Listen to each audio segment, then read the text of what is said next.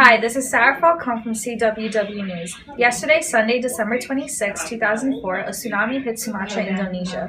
According to the U.S. Geological Survey statistics, over 200,000 people were recorded as missing or were killed in the accident. The tsunami was caused by slimmage of about 600 miles off the boundary between India and the Burma plates. The aftershocks were distributed along the plate boundary from the epicenter to near Andaman Islands, Nicobar, Malaysia, Singapore, Thailand, Bangladesh, and India.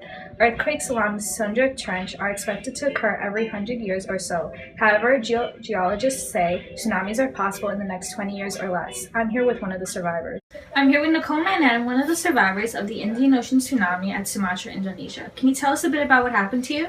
Well, I was walking down the street to buy some food for me and my family when all of a sudden I see things around me shaking, and I see people running away from where the beach was. And what did you feel at that moment? I was confused but also very scared because I knew something bad was about to happen. And what did you do next? I kept running with the others, and as I look back I see water coming and flooding the streets. Then I see a group of people climbing the houses and I joined them. More and more water came until a huge wave hit us and we were all just swimming. How did you survive that? We all just held onto a tree until rescuers came. Here's some footage of what happened in Nicole's village in Indonesia.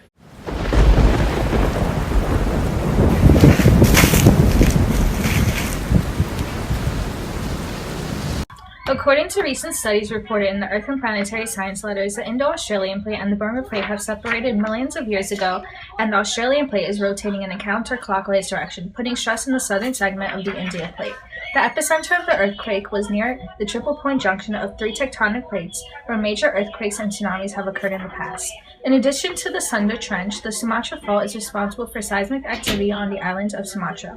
The earthquake was extremely damaging and resulted in many deaths. Advanced warning and evacuation plans would have saved many lives, especially those that did not know it was coming.